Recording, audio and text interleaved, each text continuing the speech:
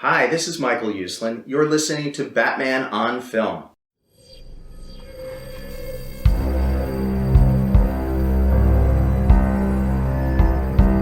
I'm vengeance.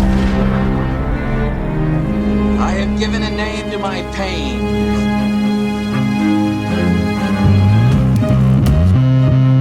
The Batman. Always waiting for some Batman to save you. It's simple. We kill the Bat of Gotham. I'm Batman.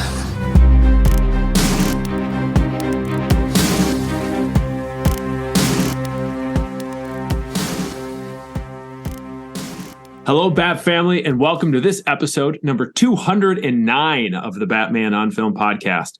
BOF is the sponsor and a proud member of the Batman Podcast Network. Check out all the shows over at batmanpodcastnetwork.com and follow us on Twitter at BatPodNetwork. I'm Garret Grev. I'm your host for the day. You can follow me on Twitter at Garret Wado, and you can email me topics, suggestions, feedback, maybe vegan barbecue recipes. I was not going to go there yet, but now you know who's on the show. It's recipes of the non-vegan variety at garret.grev at batman-on-film.com. Thank you for listening. Now, listeners, we've made it. Today, we're recording on Friday, June 16th, 2023. This is the day that many people thought would never come. In fact, some people on this very network said, we'll believe it when we see it. And that, of course, is the day that the major motion picture, The Flash, actually hits theaters. Now, if you're on the interwebs, it feels like a lot of people already saw this movie before today, or even before the Thursday night screenings yesterday. However, today is the day for the general audience. They get to strap on the red tights and race their way to their local movie theater and check out The Flash. Now, we typically here at BOF cover DC movies to varying degrees. We've even tipped our toes into the waters of the esteemed competition. But you've likely seen more coverage than normal on the website and in the podcast for a non-Batman movie in The Flash. Well, unless you've been living under a rock, you're probably aware that's because this is about the most Batman-y, non-Batman movie in the history of movies. And that gets us pretty hyped. In fact, I'm too hyped to cover this topic by myself. So I've invited a couple pals of mine down into the Batcave today as we race our way towards The Flash. Now, this first gentleman here, he's the prince of pop figures. He's the man who I suspect has his own license to kill in his wallet, or license to kill card in his wallet. He's arguably the biggest Flash fan on Team BOF. You might be able to argue that out with our other guests today. But he's also the man who gets the whole family involved in his fandom. It's Batman on Film Senior Contributor Javi Trujillo. Welcome to the show, Javi. Thank you, Garret. Thanks for having me, man. I'm so excited to talk Flash with you guys. I'm bummed that we can't do it in person. I know. But I'm at least happy that we get to have this little piece to ourselves and gush about this movie. It would be nice if you could. How many hour drive did you have last year to see the Batman, Javi, at the event? Like 3.5. 3.5. Yeah. If we could all just drive. 3.5. If we all lived in a spot where we could just drive 3.5 hours to go see movies together, I think we'd see a lot more movies together. Unfortunately, man, logistics can be a real. I mean, how else am I going to know if you cried in the theater? Yeah, I'll tell you. We'll get into it. All right, Javi, welcome aboard, man. And the third person on this show, you know him. I'm surprised I could actually get him on the podcast because it is grilling and meat smoking season. He's probably very busy outdoors. He's the bearded baseball baron. He's the herald of half-pint social media celebrities. And he's a downright dirty liar when it comes to his friends' dietary needs. He is BOF Senior Contributor Peter. See, that's M. a lie in itself, because Garret sent me this amazing recipe, as he called it, for vegan ribs, which are just celery sticks dipped in barbecue sauce. I don't understand it. I made actual ribs that his kids eat like humans. Garret eats like a rabbit. Every time I try to disprove Peter, and his nonsense do it. lies, and I'll send him pictures of food that I'm cooking. Lies. I need to take selfies, I suppose, of me actually eating the meats, because I do tend to send you pictures of stuff like on the grill or in the smoker or on a plate, which is like, Well, yeah.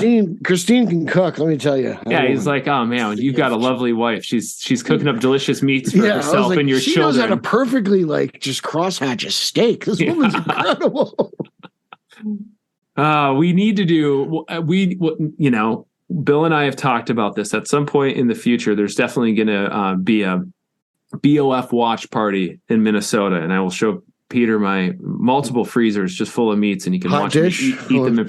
So much hot dish. Yeah, tater tot. Well, it depends what movie it is and when it's released, because you got to be seasonally appropriate. Tater hot. Well, what if I want Christmas fall. hot dish? I hear a lot about Christmas hot dish. I feel like even if all I'm saying is, one time I flew to Texas and I got Chicago ribs and I was a little disappointed. Yeah, you never know. You never know what you're going to get. If I could run back in time, I would go visit myself on Christmas Eve at my grandma's house, because my grandma was the queen of Christmas hot dish. Like, she had so many varieties. I don't know if it was anything. She made this one called pizza hot dish. I don't know why you just wouldn't eat a pizza. That's probably offensive to people on the East Coast. But some nice old little ladies in Minnesota like to make a hot dish with pizza recipe or pizza ingredients. So what are you going to do? There you go. Well, welcome, guys. Of course, we're going to talk about this movie, and we're covering a lot on BOF. There's another podcast that just recorded earlier. Bill's doing a social hour with some of the guys, so you're going to get a lot of the Flash content. But before we get into the movie, people will be outraged, guys, and I can't have this on my conscience. We could cause a riot. When I host a BOF show, there's something people expect. No, they demand it. It is the Bat Trivia game sweeping the nation. Today we're doing a Flash edition of everyone's fave. What are you? I'd like you to do me a favor. I want you to tell all your friends about me. This is how he gets back at me. All right, guys. He could have you frolicking, Peter. So. That will never happen. I will never do that. I will never do that. At Peter's at my age, Peter's Park for frolicking. At my age, we do not frolic.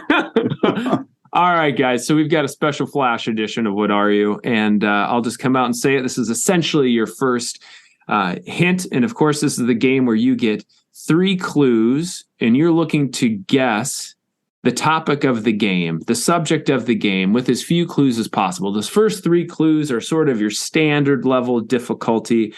Okay, Enigma over here. Because we like to be winners, right? We want to win. The 4th clue is essentially a giveaway. Everybody should be able to feel like a winner, because the 4th clue, you're going to get it right. I believe in you, and I believe in the listeners playing along at home.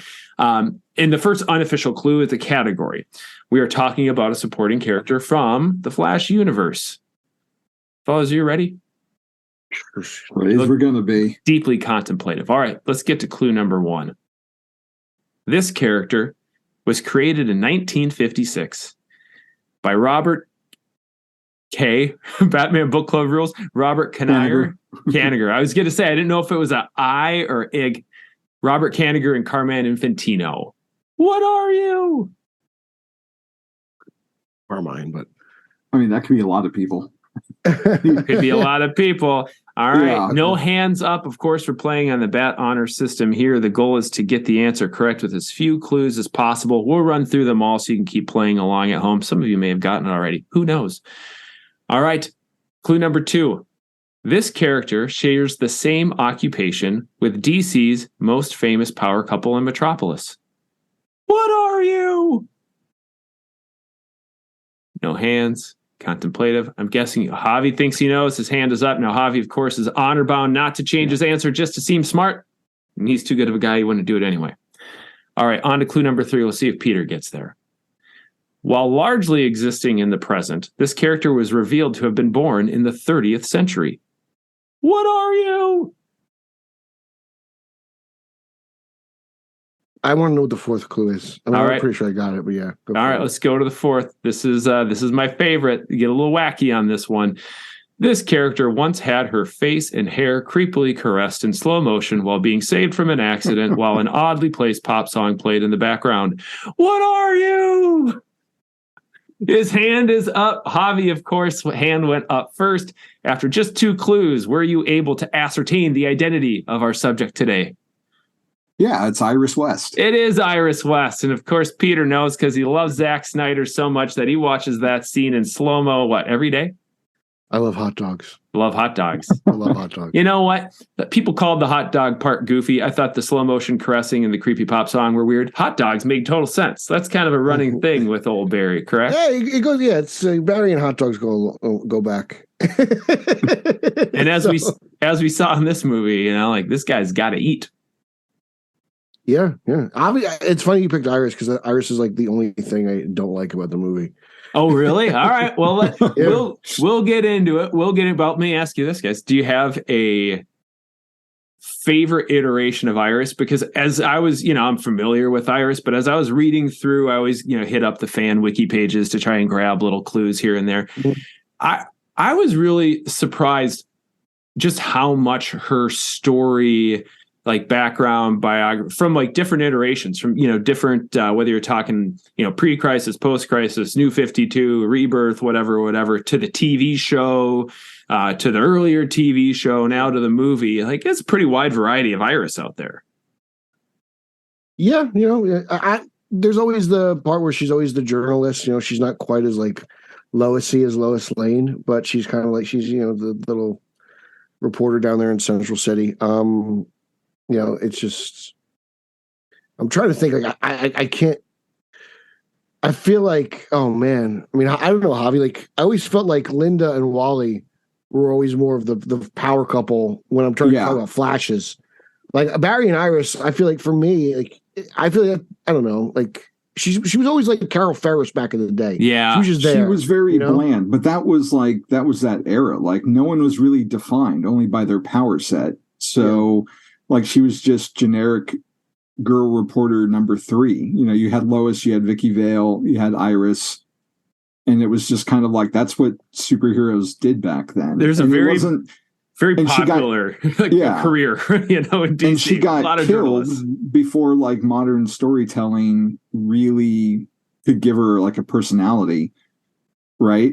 And then, you mentioned, then we find out she's really from the 30th century, but was sent back in time, and her consciousness was sent back so reasons. She could come back for reasons. Yeah. And to be honest, I feel that gets forgotten a lot. Even myself, I'm sitting there, I'm oh, okay, I actually forgot about that. Yeah, I don't ever remember Iris being sent back in time. It's. Yeah, she's not a true West because she was adopted and and then she. I don't think the TV show covered that at all. Yeah. And that's the thing. It's what's I think Candace Patton did a great job with the material that she was given. And I liked her a lot. It's just, you got to get over the weird, ick factor of the show of how they were raised kind of brother and sister. Yeah. They moved past that pretty fast though. Yeah. The movie version isn't saddled with that. It at least gives them a little bit of a different backstory and, little backstory. But I feel Iris it's a little bit different. Iris is a character who's always constantly in flux. Recently they just get Wallace. They recently just gave her nephew, right? Right. He's a character who just popped up within the last and it's he wasn't Wally. That was a big difference for a lot of people. So the fact that they have these 2 Wallies. Yeah, now he's Ace. Now he's Ace. Wallace. Now he's Ace. So the West. I don't know. Early on, Iris's dad was always kind of a clueless, bumbling idiot, right? And the TV show, he's not like that at all. So it's not a character. Well, he was a physicist. Yeah, he was too smart for his own to handle the day-to-day stuff because he was always head in the clouds. And Joe West is not. It's not so bad. It is kind of a character that's been largely unformed for big periods of time, which leads to a lot of variation and I think writers wanting to do their thing because she's been kind of a little bit of a blank canvas in some ways, there, but sort of in the periphery and not, as Peter said, real strongly defined. So I think it maybe leaves the door open a little bit to mess around. No, I would agree with Peter. Linda has a much more defined character trajectory and and consistent characterization than Iris has had. Well, I know somebody, I think Justin Kowalski's out there right now listening along, talking about how Wally's a superior Flash anyway. I've heard him talk about that many times. It's hobbies like that too. Like for some reason, a lot of people hate Barry. I don't know. I don't hate Barry. I don't hate Barry at all. I'm a Barry Hobby's guy. direct quote, I would have liked the Flash movie more if it had Wally West starring. Well, I think that's as good of a segue as any to transition out of what are you and into the bulk topic of the show today. Listeners, just so you are aware, we will start with some non-spoiler chit chat. We are going to quickly move into spoilers for this movie. So if this is a point for you to hit pause and run out to the movie theater and watch the movie and then come back and listen to the rest, just know you've got a little bit of a warning. It's safe to listen for a little bit longer, and then we'll make it clear again when we're going to get into spoiler talk. I don't know about you guys. I think this is probably one of the more difficult movies to discuss without getting, at least spoiler adjacent. Like, it's pretty tough to have a high level. Yeah, I'm surprised you went with having the spoiler free section. I thought just a little bit. Right. Yeah. So let's get into some non-spoiler chatter. How was your movie going experience? When did you see it? You were a Thursday guy, correct? Yeah, I saw it. I saw it Thursday. I saw it 3 p.m. So I saw it early. I wanted to get out and had spoilers. So I took the day off from work and I went to go see it. Attaboy. Yeah, I took my mom actually because I thought she would get the whole Keaton thing. I wanted like a general audience point of view for just, I kind of like getting that POV from someone who's not really into this and doesn't know how the movies are made and all the bullshit that goes into it. So I brought her, and I figured there was going to be some sort of classic reference to something that she would understand at her age, and sure. That was cool because I did get that actually, which was surprising. It wasn't what I thought it was going to be, but I got a really cool reaction out of her for a couple things, and she got the basis of the movie, not really knowing too much about Flash or whatnot, Keaton returning and the difference of Batman and the timeline and Barry going back to save his mom. So she got that. And, it felt like theater-wise, because, I went to 3 p.m. I felt like I was in the theater watching Batman Begins. There was nobody there. I was going to say, you have the spot to yourself? There was basically 10 people with us included, so there's probably 8 other people in the theater. It was pretty empty, so it was great. We just kind of waltzed right in there, bought our popcorn, soda, and just sat down. It was awesome. But, the movie kind of really exceeded expectations, mostly because at one point I didn't think it was actually going to happen. So, like, just going through the journey with the movie through directors and writers and, David Goyer saying his jabs about the Flash and whatnot. And you just you're wondering, like, yeah, maybe this doesn't happen. So to actually get a Flash movie that's, completed and everything at this time was just, it's kind of relieving. We're here, we get to see it. And again, it exceeded expectations just because of where we went from how far we've traveled for this. Like I was very pleased with the movie overall. Like I'm very happy with what I saw. Like I said, my honest only complaint is Iris, and she's barely in the movie. Like, I got nothing wrong with it. Like, I think it's a really good Flash movie. It's a good action-packed movie. It's got emotional beats. It's tough to beat, I think, when it comes to summer movies this year. Yeah, it sounds like we're going to have some pretty similar things to say. It's a really good point you bring up, Peter, because, if you're in this space and this is the stuff you're into, you've probably been watching this film's development for myself, it's probably only maybe Batman Begins that I tracked a movie for a longer period of time than this one. Maybe Superman Returns. I don't even think Man of Steel's in that conversation because from the time that they said they were going to do it to when they did it wasn't that long. Because weren't they cast at the same time? They cast like basically both Flash actors very close to each other. Yeah, very, very close. So it's been like they've both been the Flash for like 9 years. Yeah, right. Yeah, and we finally got there. So yeah, great. Thanks, Peter. Javi, now you were not a Thursday screening fella. You weren't a Friday viewer. You didn't go see it early this morning. You were one of those lucky so-and-sos that got a chance to take a peek at this thing early, right? Yeah, I was a little dismayed that we didn't get like one of those fan first IMAX screenings in our area because we've had them before for the Batman and for BVS. So I was a little bummed that I was going to have to wait until yesterday. And then One Iota did a screening. Like they did a whole bunch of screenings across the country. And you had to go in and like register, see if you'd be accepted or not. And I put in for it and like, we'll let you know closer to the date, and just didn't hear anything. And Chris Evans told me, hey, there's another one in your city also. So I put in for that. And within like a couple hours, I got an email back that I was invited. Oh, that's great. So yeah, we went out to the theater last, I guess, Tuesday or Thursday to go get in, go to check in, and they didn't know anything about it at the theater. Oh, no way. It was really nerve-wracking to drive all that way up there and to not know if we were going to get to see it. And there was already people ahead of us, and eventually the guy did show up and management sorted everything out. And it started a half hour later than it was supposed to, but we got to see it. It was a full screening. There were 3 posters they gave us, little mini posters, and it was a good time. I really enjoyed it, but I had bought, the moment tickets went on sale, I bought tickets for yesterday. Like Peter, I took the day off to make sure I could get in and see it to not get spoiled. So this yesterday just became about seeing it with the family and seeing their reactions to it. And the crowd was a little bit different. I would have thought that, the early advanced screening would be people really, really jazzed, and they were, but some of the things got bigger reactions yesterday, which I thought was surprising, unless it was like just a illusion, because the theater we were in the prior week was full, but it wasn't like as big as the theater we were in. So maybe that played a difference, but yeah, I want to see it with people. Yeah, it was really nice to see it with a full audience both times. And the second showing's always the one that kind of gives you like a better idea of how it holds up. Yeah, it settles a little bit.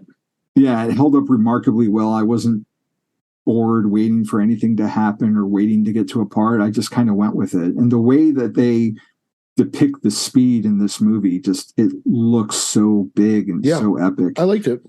Especially after seeing, CW effects for 9 years. Like, you really felt like the budget. And I know, and we'll get into it, like the VFX of it all, but I didn't have a problem with like 95% of it. I thought it looked fantastic, and sure, there were things I would have liked to have seen, but at the end of the day, it was a really solid movie, and I'm probably going to go see it next week too.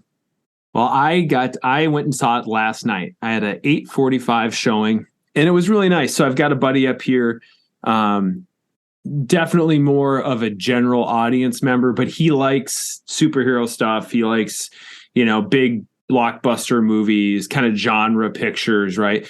It's Star Wars, whatever. And we typically would go see those together because his wife is uninterested, or ex-wife, I should say now. It's been a little while. And my wife are fairly uninterested. So we go see these things together, but he is not on Twitter, right? He doesn't, listen to podcasts on this stuff. He doesn't have websites that he frequents or whatever. He's just a guy that goes to the movies and likes these things. So he's like he's normal. He's a normal guy. Yeah, he's semi-general. He's like an interested general audience member, a little bit more of a targeted general audience member. He's not one of us, right?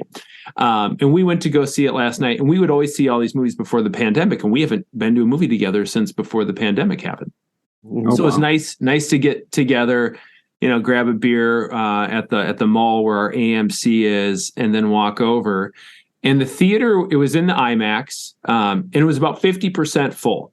8:45 Thursday night. I didn't think that was too bad, but we did have a number of open seats. All the good ones were taken. We had people, we were sort of dead set center where you'd want to be in an IMAX. And I had a guy to my right that was a chatterbox, and we had some people to his left. Like, it was pretty clustered all around the prime seating areas. So it felt like, from a reaction standpoint, felt like you were in a pretty packed theater, just because even though there was open spots, it was all pretty well clustered together.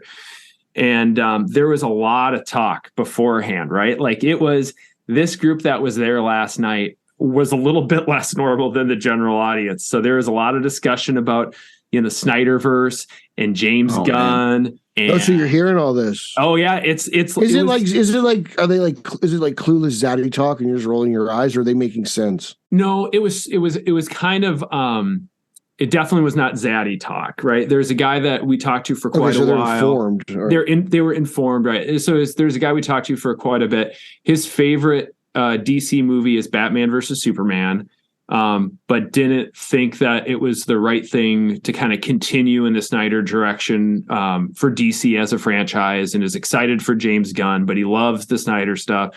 Like, kind of a normal dude, right? Like it seemed like a Peter or a Ryan Lauer take kind of deal. But it was definitely more of an invested audience. You know, a lot of comic book T-shirts, not just DC, a lot of comic book T-shirts in general. There's a Spider-Man kid there, like the whole thing, right? So it was energetic and pretty enthusiastic. And, you know, I tell you what, guys, I thought I was going to enjoy this movie, and I enjoyed it even more than I was worried that I'd kind of built myself up to the point where I was going to be underwhelmed because my expectations had been really growing. And I tweeted last night, it exceeded my expectations. I did not think it was going to be as funny in places as I found this movie to be. I didn't think it was going to be as heartfelt as I thought it was in places. I didn't think, you know, we had seen some snippets of the action. We knew there was going to be some over the top stuff, but you know, the clowns on the internet have been trying to tear this thing down with, oh, the VFX are bad and look how bad these fight scenes are and blah, blah, blah. I didn't have a problem with that stuff for me. It's a big enough conversation topic. I've got it as its own thing. I think we can spend some time discussing. But I thought the action was great. Like, I loved it, man. I really enjoyed it. I think this is about as near as you can get to like a fun action adventure superhero summer blockbuster movie as I could ever think someone making. Like, just really, really good. I came home and told my wife, I'm like, hey, I'm going to bring the boys to this because I think it's pretty accessible, you know, for multiple ages. Like, I don't have a problem bringing my 6-year-old to this. I'd probably tell him a couple times, like, hey, it gets a little bit, you know, scary here or something. But like, no over the top violence. There really wasn't any super. I think there was a couple choice language items included here, but I would nothing that I would tell people, no, don't bring your kids to this. I think this is a good 4-quadrant summer blockbuster movie. And, you know, regardless of how big opening weekend is, I'm expecting this thing to be pretty leggy, you know, for a while. You think so? I hope it gets good word of mouth because the people are saying it's not tracking well. So I've heard that. I'm a little concerned about that because like I said, like I feel like I watched like Batman Begins. I went to an empty theater, no one was really there, but I had a blast with it, you know. And I'm like walking out hoping like this movie gets really good word of mouth. Well, and of course, you know, since we are a Batman podcast, I think before we transition into some of the spoiler talk, you know, not a spoiler at this point, a lot of conjecture, but you know, Warner Brothers has announced that Andy Muschietti is going to be directing the upcoming Batman feature, The Brave and the Bold. And I wondered, like, one, it's like, okay, great. That's a flex. Don't of design the confidence. bat suit. Yeah, right. We can get into that. I think that was a flex of confidence, but I also wondered if it wasn't just a little bit of a PR move to say, like, this is really good, and we're going to use the director being connected now to Batman, the timing of the announcement to say, like, hey, we know Batman's bigger than the Flash. This guy's going to direct Batman. You should probably go see his Flash movie. I don't know if it was intentional. The Batman stuff was pretty epic. I mean, Affleck's and Keaton's action scenes were pretty impressive. All right, well, let's quit dancing around it here. So, listeners, if you haven't seen it, here's your warning. If you don't mind being spoiled, you can keep listening. My advice for you would be to go watch this movie before we get into the dirty details here. But we are now officially in spoiler territory. Javi, was there anything for you that you were still surprised by? I talked about how we've been tracking this movie for a long time. I think no matter how good you are with your mute game on social media, how many accounts you block or unfollow, I think we've all been exposed to some stuff that maybe we wish we wouldn't have. But was there really good for you, Peter. The biggest surprise, what was the biggest surprise for you in this movie as you were watching it? Outside of the Nicolas Cage thing. You got me. Because when we first see the spider, I'm like, no, they are not doing this. That was pretty awesome. And my daughter, when we saw it last night, was just like, no. Like she was all into that moment, which was hysterical to me. Now, how does she know about that? Is that just something like you've told her? Just like, there was one Superman movie that never got made. Like, she knows that I told her before a couple of years ago when Teen Titans Goes to the Movies came out. Okay. Because he was Superman in that. So I explained why he was Superman. That's great. So, but she recognized like the profile right away and got all excited. I mean, I was like, no way. Same. You know, I thought they're not going to show his face. And then they just went there and I was like, wow. Okay. All the way there. Yeah. All the way there.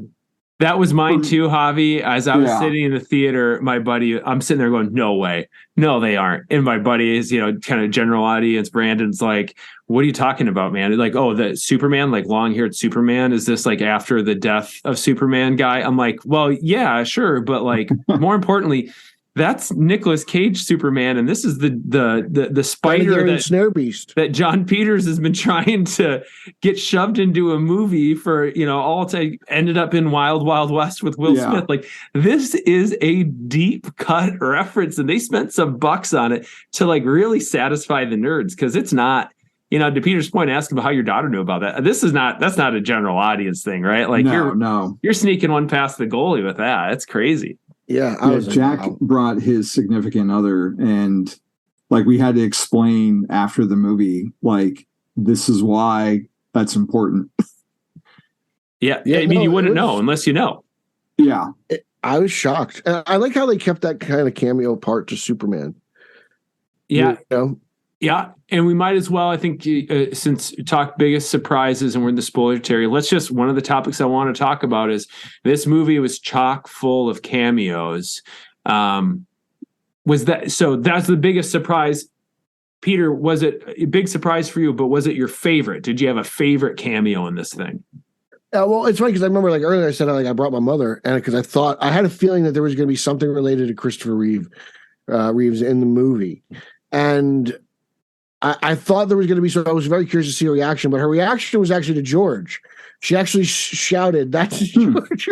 Oh, that's great. I kind of got embarrassed a little bit. I was like, this is what I wanted. So I thought that was a really cool part of the movie, that there really is something for everyone. And I brought my mother, who's, she knows a lot of this stuff because of me, the Keatons and the Afflecks and all that jazz. But the fact that they kind of got her with George a little bit, like I thought that was really creative. Like I said, there's something in there for everybody. You got the fanboy cut with Cage, and then you throw in Helen Slater and Reeves, and you're like, man, that's nuts. Like I was like, I couldn't believe they flew her in. Yeah. I'm sorry. I'm just, and I liked how it wasn't so heavy on 66. Like I kind of appreciate it was there just amount the right. Let these other things shine. Touched on. Javi, you were going to say something. See, equally as exciting for me though was Clooney. Oh my gosh! At the end. That was great because it broke Twitter for a day, remember? Yes. We had heard all the rumors before, and he's in, it's out, and anything Grace Randolph says, I'm like, I don't buy. So I don't put any stock into what people retweet her nonsense. But I mean, I saw the set photos of Michael Keaton there in front of the courthouse, of Sasha Calle in front of the courthouse. Isn't there a trailer clip too of Sasha in front of the courthouse? Yeah, there's some misdirection I was expecting I was expecting Keaton, and the fact that Clooney came out, just that floored me and got Brooke really excited too. And actually, it played better last night. Oh, really? Than it did the week before at the fan screen. Like, it got a reaction, but it felt a lot bigger last night. Like, it wasn't Andrew Garfield No Way Home big, but it was a hell of a lot bigger than Cavill and Black Adam. Well, maybe it was more embittered fanboys that still have such a huge hatred for Batman and Robin in your fan screening. It got an enormous response last night in my theater. Like, the whole theater, like, it was audible, right? Like, when you're seeing a movie with some dorks and everybody's getting loud, it's pretty fun. Like, I don't like going to a general packed movie theater, people are talking through it, but at those key moments where it's an audience that this stuff's built for and everybody kind of, erupts and you hear the chatter, George Clooney, no way, you Batman and Robin. Like, it really landed. And Clooney hadn't been spoiled for me. I had seen some stuff discussing Clooney, even Bill had sort of talked about in The Brave and the Bold, someone like Clooney. He thought maybe there'd be an older Batman involved, but he certainly didn't say anything about the Flash. So, I had kind of just dismissed anything around Clooney is not really going to happen. Like, it's just chatter. So when he showed up and he's got the white beard and he's like, I was like, this is kind of fantastic. And I thought it was really smart as a way to say, all right, old world's gone. You can't go back and have Affleck there.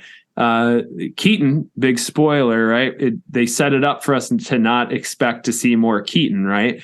So to come back, it was either one of those two. It wasn't going to make sense. I wasn't expecting any Christian Bale, of course. So, and we know Val Kilmer sadly has his health challenges. So to have Clooney, I thought like, okay, it's like an older Batman, like Keaton, older than kind of in between where they're presenting Keaton being and where Affleck is, fits into the middle, kind of a nice progression. Like I thought I was really pleased with it. I thought it was fun. I think it's great that we can say that George Clooney is the DCEU Batman as of today. As of right now. As of right now, he is. It's going to change at some point, but right now we're back to George. It's George, and I think baby. It's fun. Yeah, I think it's fun. Dude, that's a handsome cat too. If I can look half as a fifth as attractive as an old man as he is with that white beard and still looking like he's in shape, I'll be pretty pleased. He is real world Bruce Wayne. Yeah, so, he kind of is. He really kind of is. By the way, have you guys ever seen? I just watched. Speaking of Clooney, last trip I was on for work. I watched Soderbergh's Out of Sight again. I hadn't seen for a while with Jennifer Lopez. Peter, you got to watch it. So good. It's a great movie. Yeah. It is really great. And I was watching it. I'm like, no wonder, this guy, they had him play Batman. They just had him kind of play the wrong take on Batman because as that character Jack in that movie, I'm like, yeah, this guy's smooth as hell. This is totally Bruce Wayne. Yeah, Clooney's great. So we talked about, you had a whole lot of Superman. Henry it's Cavill. all connected, dude. Yeah, it is all connected. You mentioned Out of Sight, and Out of Sight has a cameo by Michael Keaton. Michael Keaton is in there. He's the FBI agent, right? It's all connected. Yeah. And J-Lo is married to Batman. And Ben Affleck. It's all connected, right? I hate you guys so much. So Superman. We got a lot of Supermans, right? We got a CGI Christopher Reeves. Some jerks on the internet trying to spoil that one and talking about how it's disrespectful. I'm a massive fan, and I didn't feel as disrespectful in the Those were the same guys who were talking about this rumor being at the end of like the Snyder Cut at some point. I remember that being on Twitter. Yeah. So and that was going to be fine. Weird. We had George Reeve, Nick Cage, and then Henry Cavill with a little cameo, little CGI cameo. Yeah, everyone was there for some. Yeah, we had a lot. The fight at like his memorial in Justice League was a big. Right. It seems to be one of those like to steal a term from Spider-Verse canon event, right? Like it's like just one of those kind of like when certain characters meet their demise, it's inevitable. It's like, that's what's going to happen. Like you can't change this. No matter what you do, you can't change the specific events that happen. And that's basically the movie, right? Dark Flash. He's trying to change everything. He's been trying to change it for God knows how long. That's why he's covered in Kryptonian shrapnel right? all over the place. Basically, just going right into it. And speaking of surprises, was that a surprise for you too? That really kind of what we ended up fighting at the end of the movie was an aged, darker version of Barry who's been trying to recorrect the past, and in essence, creating and destroying multiverses every time he goes back and change. Were you guys surprised by that, or did you see it coming?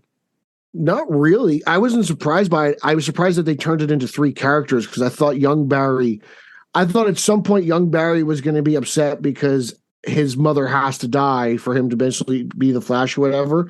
And that's the only way that like Barry can kind of like try to restore things. His mom has to die, which is kind of what the movie did. But I just thought it was always going to be young Barry. I never thought they were going to, basically have like this 70-year-old speedster who's been trying to fix the past in this one world over and over again. Obsessively.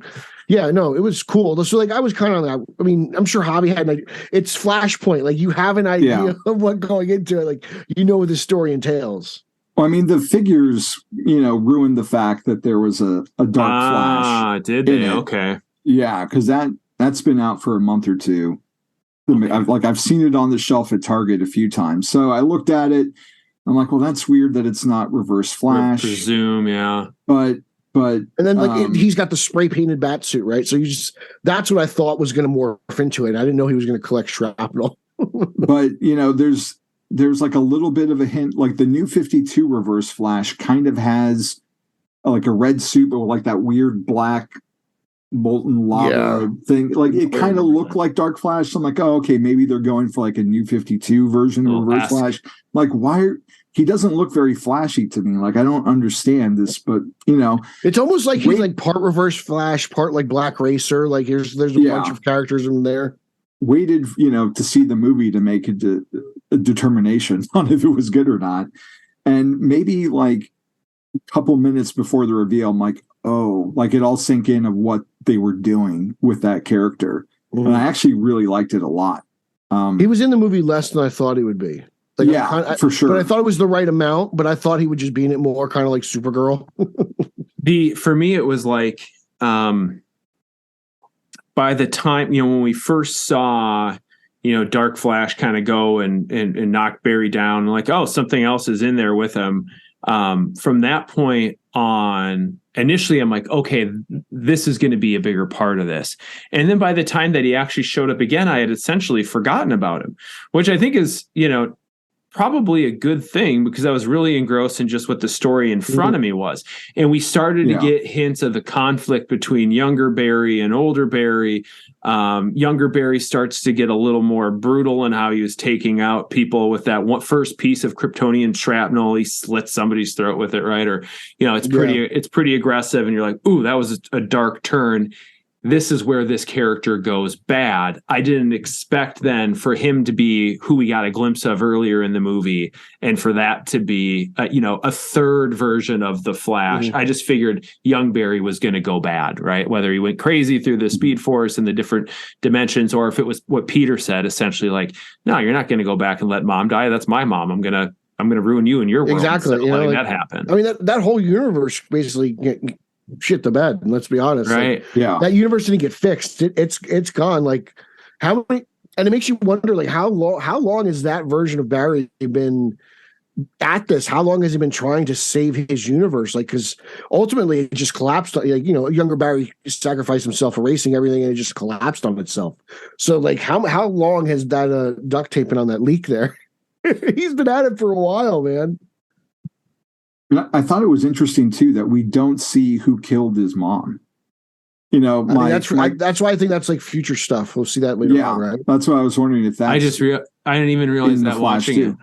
Yeah, there's Henry's innocent now because Ezra rearranged the grocery store, which was the best idea he ever had. It was a great idea. I didn't know, and I wasn't sure what it was at first. I was like, oh, did he? But he looks up at the camera, and I'm like, it didn't click. Yeah, because I didn't know if he like dropped the CCTV cam down lower or something to get the angle, or what it was. But I was like, okay, it kind of saw that coming, he thinks, and it's like kind of the earlier conversation about no engagement, right? Well, this is just like a great, you're just like moving the tomato cans up, and now we're good to go. Like, it's typical Barry Allen. Like, he didn't learn his lesson. He's like, all right, I'll put this can of tomatoes back, but I'll move these tomatoes up here. This way, when Dad comes, and he's still changed things. Like, there should be like an unwatched movie of exactly. Like, it's typical Barry Allen. He's not learning his lesson, and that's why we have George Clooney. Well, for a can of tomatoes. That's a really good point. Clooney over a can of tomatoes. And so let's get into this, because one of the questions I had going into this is like, okay,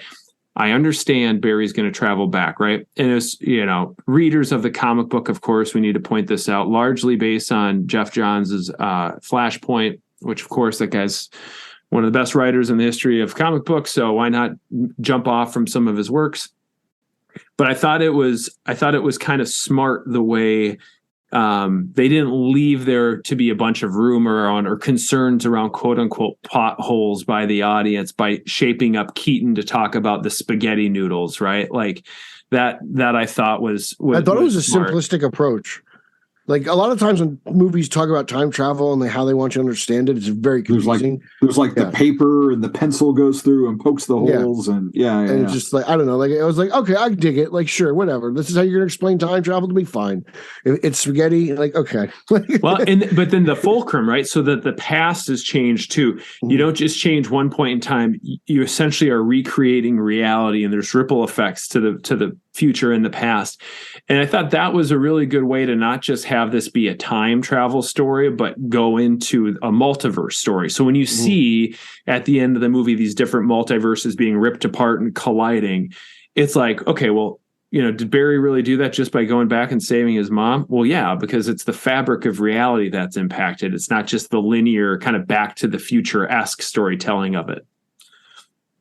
Speaking of Back to the Future, one of my all-time favorite movies and one of my all-time favorite franchises, and there is a lot of play on Back to the Future. A lot of Eric Stoltz. Well, I was going to say, in another movie where like you kind of get the impression this was made by nerds for nerds, because how much of the general public out there knows that, that Zemeckis filmed a big chunk of Back to the Future with Stoltz and then had to recast like 5 weeks worth. Yeah. It made me think of Last Action Hero when they're going to the Blockbuster and Stallone, the Terminator. Right. Like, it's like things like that. Like I was like, oh man, what could have been? But this is like, again, like different scenario, like the Eric Stoltz Back to the Future. Interesting.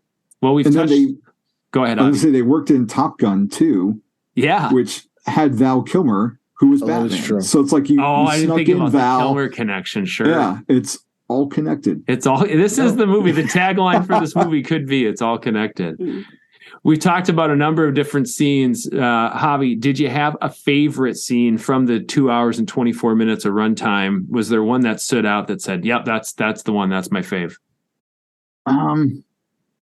There's something about after they rescued Supergirl, and we see the bloody bat suit on the ground, which in the fandom trailer I thought it was like Affleck's cowl. Nah, but to see it be Keaton like sewing himself up because he doesn't have Alfred to help him, and just he looks in the mirror and like you can see in his eyes like he's back, like he's Batman. He feels fulfilled again. Yeah, like the life comes back to his eyes. Yeah, that really stood out for me both times that I watched it, and just perfectly encapsulated that character for me. Peter, one stand up for you? My favorite scene is the rescue scene in Russia. It just is. It's vintage Keaton. It's great to see the Flash kind of in action. That whole Flashpoint rescue scene of like where they go to save Superman, in this case Supergirl, and I thought it was really well done. I kind of appreciate that the Russians, were the ones that kidnapped the alien in this case. Poor little Hezbollah. But I was into it. I dug that whole scene. It was great to see Keaton in action with the batarangs and the smoke bombs and the cape and all that jazz, and just how much do you weigh? Hold on. Like, it wasn't 108, it was 180. Yeah. So the measuring there's a lot tape. to enjoy there. Yeah. There was a laugh. There's a ton to enjoy. I think it's my favorite scene too, but there's a lot of scenes in this movie that I really, really enjoyed. I thought outside of this one, and I'll talk about this other scene just because I thought it was cute. Barry and the Iris interaction where he runs and cleans up his house really quick. And then she's like, oh, it's a lot tighter than I thought. And then everything kept spilling out of the one closet. And then she's like, oh, do you have a beer? And he has to phase into the neighbors and phases back. And I'm like, the beer's going to explode. Please have the beer explode. And the beer explodes. Like, I thought it was just kind of fun. There's so much jam-packed action in there that I thought hated everything with Iris, dude. I thought it was a nice.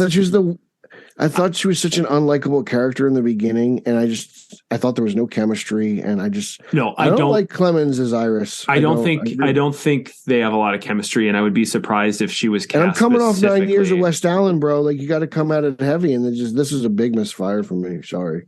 I thought sort of the cute, humorous aspect played really well, and it's before we kind of get into the balls out crazy action that I was like, oh, this is nice. It's just like almost like a little bit of a palate cleanser in between big opening, which was fantastic and up there on me. Like, I thought the opening action sequence was great. We can probably talk about that when we get into the CGI and VFX a little bit.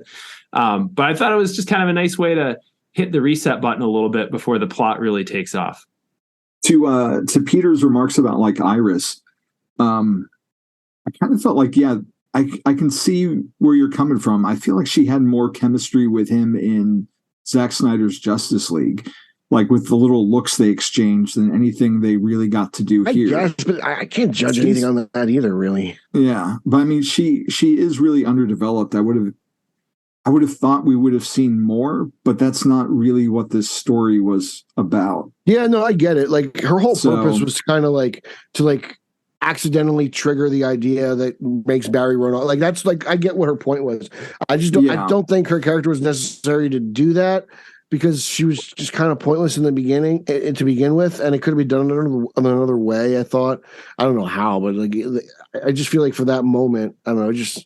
They don't have any, they're just not in sync. So maybe it'll change in the further movie. Maybe they need more screen time. I don't know, but I feel like it just I don't know. For the little bit that I've seen between the two movies, there's really nothing there.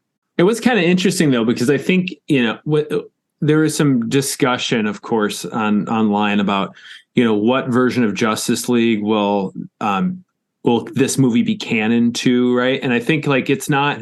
It doesn't really matter either way. Yeah. There's some bits with Iris saying, I saw you a few years ago, right? And he's like, no. And I think presumably that's the slow-mo hair caress, face caress, weird scene. I mean, I don't know. If they're in Central City, they probably bumped into each other a few times. Exactly. But it doesn't happens to be in Manhattan. Like, I can't imagine it being that different. Yeah, it doesn't have to be that. Okay. But it adds weight to that, though, because you're like, oh, maybe it's not just them being like creepy. Like if they're looking at each other because they knew each other. Yeah, there's something there. Kind of had that recognition. So right, good point. All right, so I talked about that first scene I really enjoyed. There have been some squabbles about the CGI in this movie. If you've watched this or if you've been online, you'll probably see that some people think that the babies in the opening scene were not entirely realistic looking. That was film fallen babies. So, and since then, Muschietti's come out and said some of the CGI, the VFX choices they made were to intentionally not have it be photorealistic, either from Barry's view from within the Speed Force or through the chrono bubble or whatever else. Were you guys fair? Were you bothered by the CGI at all throughout this thing? Not at all. It didn't bother me at all. No, I'm gonna take point just a little bit here, Peter. Go for it. The comics do the same thing. Like we've seen speed shifting in the comics, like when Flash 90 or 91, I always get the issue confused. Like he goes into like overdrive and like everything gets washed out around him. Like this is just the film way of depicting that in live action. And we've seen the TV show do it for 9 years, and Peter can back me up on this. There's a weird rubbery effect that happens, not when they're running, but like when they're fighting each other. Yeah. In the speed time or whatever you want to call it, where they look like bendy figures. Yeah, very. And this was like a big budget version of that. Like I thought it looked way better than the TV show. Like you could see the difference between television and movie budgets in that scene. And understanding that going in, like I didn't have a problem with how everything shifted, especially in the chrono bubble. The only thing that to me was weird was when he opens the microwave after he's out of that mode, and then the baby looked a little weird before he was actually holding it. But otherwise, all the other put effects. A baby in a microwave. Did you realize how many So, people? so hear me out, guys. God. Besides the fact that I think there's a in movie visual language thing that Muschietti's doing around just the look and feel, and I think this is intentional, right? And he has said as much, and I believe him. But I also think there's an aspect of that opening scene where if you put photorealistic babies falling out of a building that's collapsing and there's syringes and acid and fire and everything else, I don't think it's a fun action scene anymore. I think it's almost too intense. Like I know I would have a more visceral reaction to that than what I saw. And it was hilarious. Like it was nuts. I was like, I can't believe they're doing this. This is crazy. Like these babies and hearts. So over the top. Between The Flash and Man of Steel. Sure. Both were aiming to be fun summer movie. Well, maybe not Man of Steel. Fun. But both are big summer blockbusters. And this is more of the general audience fun type. Yeah. Because, Zack Snyder had that gritty, almost documentary style filmmaking in Man of Steel, and everyone hated the destruction and the people in peril because it was just too much when coupled with the tone. Real, with the tone. But this is more outlandish and exaggerated, and it played really well for me. Granted, going in, I'd already heard that people were complaining about the CG, so I had mentally braced myself. And when we got to that scene, I'm like, well, this must be what they're talking about. But I'm like, it's fine. Like, it's supposed to be a little bit out there, and it's a fun way to show his powers to people who haven't really seen a whole lot of it or didn't watch the television show. Yeah. Well, and I think there's also this generational thing where we're three guys in our 30s and 40s. We've lived through a lot of bad CGI when it comes to comic book character and superhero movies, right? Like I think sometimes the younger generation has been a little bit too pampered with good CGI their whole lives. I'm like, you've never watched a 90s comic book movie? Do you remember how bad this used to look? Like, come on. Like, I always think about CGI is representing what's supposed to be going on in the story. It's not always supposed to be an exact stand-in for what it would look like in reality. Haas brought this up on the other show, and he had a problem with it, but I didn't. But I thought the face swapping was actually pretty good now that he mentioned it. Like, it never took me out of the movie. Like, I'm sure at one point, like, they had to take somebody's face off of somebody for a stand-in or whatnot. And, like, when I was watching that never once popped in my head. Like, I would have thought there were literally two Ezra Millers. Oh, 100%. Oh, okay. So, like when Haas brought it up on the show, I was like, I didn't even notice that. I'm glad you had a problem. I didn't either. Because I would never thought of this. Like, I thought it was that good to the point where, like, I didn't notice it. But him being an actual visual artist, he saw some flaws. But, like, just my untrained eye, I'm like, this looks like two guys who are different actors. Yeah, you would have thought it was like they're like twins, you know? Exactly. Like, honestly, like I thought it was that good. Yeah, I bought into that reality. I didn't see any flaws with that for me. I knew for the third act was going to be called CGI DC porn. Like, it's like every movie. I was like, you can't help it. It's got to happen. Like, I want there to be a DC movie where the third act is nothing. It's just the characters are sitting at a table eating tea, drinking tea, eating crumpets, like literally just bullshitting, like no action at all. It's like a scene from the How It Should Have Ended YouTube series. We're at their diner just having coffee. I want them at a diner ordering like eggs and hash browns. Right. And just chilling, just having a chat. Yeah, Superman's all laid back in the booth, his arm up. I dug it, and I dug Michael Shannon being back as Zod. It was cool. They said the woman who played Feora, she was back, but I was like, I actually didn't even recognize her. I figured it was Feora, but I didn't recognize it was the same person. Yeah. But it was cool seeing what Kansas would have been like without Superman. Without Superman showing up in that scene, it would have been outright war right away. It was interesting. And it also removes you from the major, metropolis. So you can have a little bit more of the open field combat. Essentially, that doesn't happen. They all just the Black planet basically ends. I guess it's Kansas, right? I assume that part's Kansas. It's a giant plane, but right. Now, we talked on the VFX a little bit. Let's touch on the suit. What did you think about, not the repurposed Batman suit, but the standard Barry suit throughout the movie? I personally thought it was really good. I enjoyed it quite a bit. I know that online it was a topic of debate. It felt faithful to me. I thought it looked good. And then, they include a couple bits of dialogue that made it feel like this is a few years post Justice League. So it felt like a good evolution. Of course, it's in the ring now. It's not just made from, whatever the material is that keeps shuttles from burning up when they re-enter orbit, right? But it felt like a good evolution of the suit and very comic booky. And of course, it's popping out of a ring. It doesn't get more comic booky than that. But what did you guys think about the suit? Solid. I had issues with the cowl just from the still photos and everything, but like never once did it say it take me out of the movie or did I say that doesn't look like the Flash. That's minor compared to that. I mean, I have the figure and everything. It looks good. I got really no issues, to be honest with you. Like, Javi? The Flash suit for me is like one of those classic suits. Like you don't need to, there's no improving that. Like it's perfect. So the Jim Lee like New 52 redesign was way too busy for me. That was the same for all of the characters for me with that redesign. Yeah, but for this movie, they took elements of that design and made it work in live action. Like I really like the extra like lightning lines like they included really popped in this version of the character. That the CW takes some influence from it too, but they don't have the money to make it glow and come alive like this did, and I actually really liked it a lot. And I haven't seen obviously the hot toy in person, but just the pictures online are just breathtakingly cool. The suit has a cool texture. It looks like it has a really cool texture. Yeah, I agree. Well, Javi, you mentioned the money it takes to bring something to life. Let's transition a little bit. We try not to be big box office prognosticators, but maybe, as we kind of wrap up our conversation here, hit me with how you think this is going to land with the general audience, and if you have any feel for its box office success. We heard rumblings. Maybe it's not the early tracking wasn't quite to soar to maybe as high as we'd want to be. But how do you think this is going to land with the general audiences? And is this going to be a financial win? I think it's a storytelling and fun time win. It will be a financial win for Warner Brothers.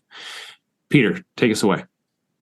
I could only know what I've heard, and I heard it's not tracking well, so I'm assuming this is going to need some very positive word of mouth, and I hope it does well because I really enjoyed it. But yeah, we'll see. I don't know. DC has not been on a good run lately, coming off of Black Adam and Shazam 2, so I really was relying on Keaton to kind of sell this movie, and I don't know. And I feel like there's not a whole lot of buzz around it. But I have to go see it probably on a weekend with a full theater to actually get like a real good vibe audience wise of what it is. Cause like I said, I just kind of saw it by myself. So, we'll see. It's all wait and see. I don't know. I got my fingers crossed though. Okay. Javi, what are your thoughts?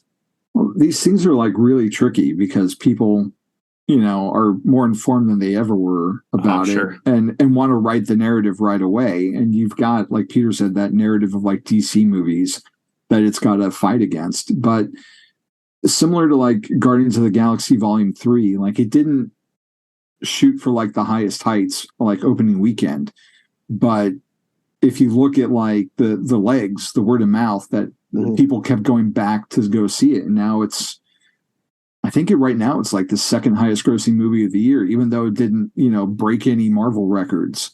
So hopefully with people continue to speak good of the movie and regular audiences find it, they go check it out in the theater, because it's not about cameos, or at least not for me. Like there's more to this movie than the cameos. The cameos are inconsequential, to be honest.